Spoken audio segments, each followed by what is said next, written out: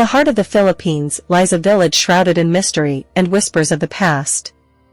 Balete, named after the ancient tree that stands at its entrance, holds the reputation as the most haunted village in the country. As the mist settles on its cobblestone streets at twilight, a silence pervades, broken only by the rustling of leaves and the distant echoes of forgotten voices. The legend of Balete dates back centuries, rooted in tales of lost souls and ancient curses. It is said that the village was once a flourishing settlement, vibrant with life and culture. However, tragedy struck when a mysterious illness swept through, leaving a trail of death and despair. The survivors, heartbroken and fearful, believed the calamity was brought upon them by the spirits of the forest, angered by the encroachment of their lands. In the heart of the village stands the Balete tree, an ancient giant whose roots delve deep into the earth, entwining with the souls of those buried beneath. It is here that the boundary between the living and the dead blurs, with villagers whispering tales of ghostly apparitions seen in the dead of night, their faces twisted in eternal sorrow. Despite the fear, the villagers' lives are deeply connected to the supernatural. Rituals and ceremonies are performed in the shadow of the Balete tree, offering prayers and sacrifices to appease the spirits. The elderly speak of these traditions with a mixture of reverence and fear, passing down stories that have been woven into the fabric of their community. Yet, as the modern world encroaches, the mysteries of Balete beckon to those brave enough to uncover its secrets. Travelers and paranormal enthusiasts are drawn to the village, eager to experience the unexplained phenomena that have plagued its inhabitants for generations. Balete stands as a testament to the enduring power of legend, a place where the past is forever intertwined with the present.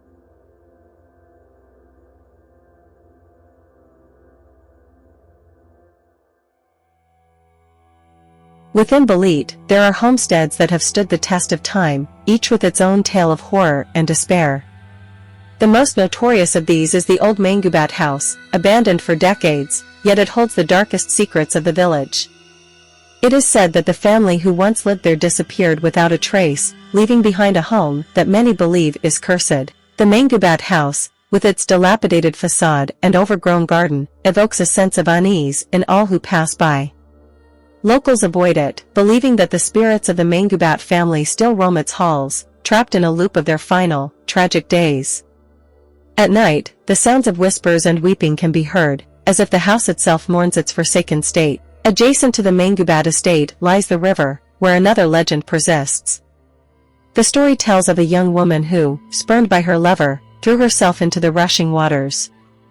Her spirit, they say, still haunts the riverbanks, appearing to unwary travelers as a beautiful maiden before vanishing into the mist. The village school, a colonial-era building, serves as another hotspot for paranormal activity. Students and teachers alike tell tales of ghostly figures seen wandering the classrooms and hallways, remnants of a past that refuses to be forgotten. The most chilling account is that of a headless soldier, believed to be a remnant of the wars that once ravaged the land, seen patrolling the school grounds under the moonlight. Despite the fear these places evoke, they are integral to the identity of Balete. They are monuments to the village's history, embodying the tales of love, loss, and redemption that have been passed down through generations. As the night falls, the haunted homesteads of Balete whisper their stories to those who dare listen, a reminder of the thin veil that separates the world of the living from that of the dead.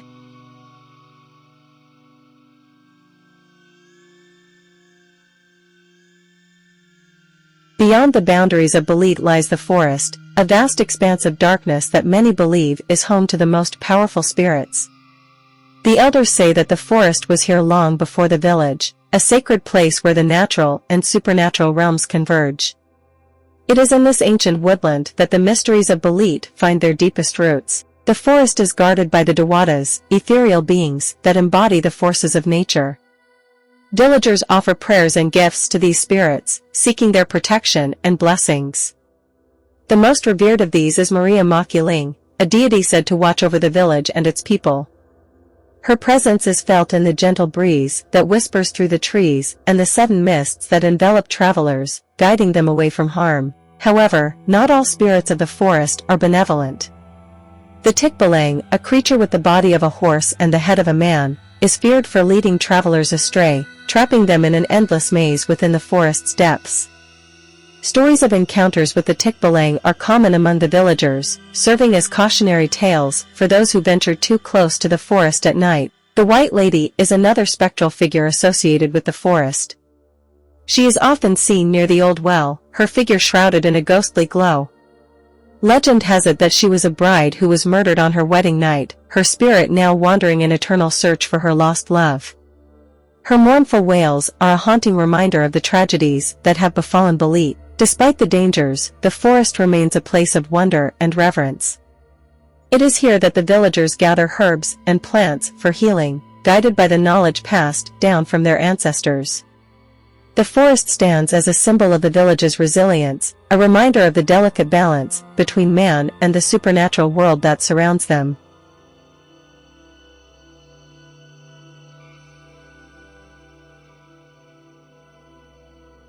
Once a year, as the monsoon season wanes and the moon hangs full and bright in the sky, the villagers of Balete come together to celebrate the Festival of Shadows.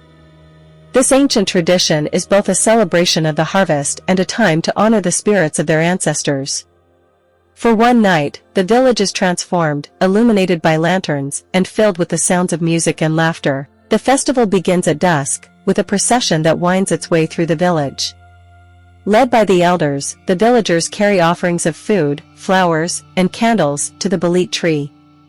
There, they perform rituals of thanksgiving and remembrance, invoking the protection of the spirits for the year to come. The air is filled with the scent of incense, and the flickering lights of the lanterns cast shadows that dance along the walls. As the night deepens, the boundary between the living and the dead is said to thin. It is during this sacred time that the spirits of the departed are believed to return, joining in the festivities. Families set out banquets for their ancestral spirits, sharing stories and memories of those who have passed. The village becomes a place where time stands still, a space where the past and present merge. The highlight of the festival is the masked dance, a mesmerizing display of color and movement. Dancers wear intricate masks and costumes that represent the various spirits and deities of the village lore. As they move to the rhythm of the drums, it is said that the spirits dance among them, blurring the lines between the seen and unseen. The Festival of Shadows is a testament to the enduring spirit of Balete. It is a time of unity and renewal, where the community comes together to face the uncertainties of the future.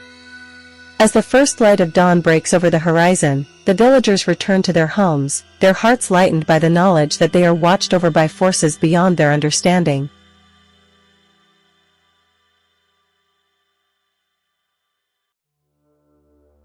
The allure of Balete extends beyond its haunted sites and spectral legends. It is a place of profound mystery, where the veil between the natural and supernatural is perpetually thin. Scholars and paranormal investigators from around the world are drawn to the village, eager to unlock the secrets that lie at the heart of its folklore. Among these seekers is Dr. Elena Santos, an anthropologist who has dedicated her career to studying the paranormal traditions of the Philippines. For Dr. Santos, Balete represents an unparalleled opportunity to explore the intersection of culture, history, and the supernatural. Through interviews with the villagers and nights spent in the haunted homesteads, she seeks to understand the underlying truths of the tales that have captivated generations. Her research reveals a community that is uniquely attuned to the spiritual world. The rituals and beliefs of Balete, while steeped in superstition, are also deeply connected to the villagers' understanding of their environment and their place within it. Dr. Santos posits that the hauntings of Balete are not merely tales of fear and mystery, but are expressions of a cultural identity that has survived the test of time. As the world moves forward, the challenge for Balete is to preserve its heritage in the face of modernization.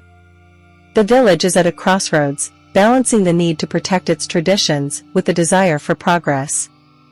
Yet, it is this very tension that makes Balete a living testament to the enduring power of folklore and the human capacity to find meaning in the unknown. In the end, Balete remains an enigma, a place where the past is always present, and the shadows of history whisper in the wind.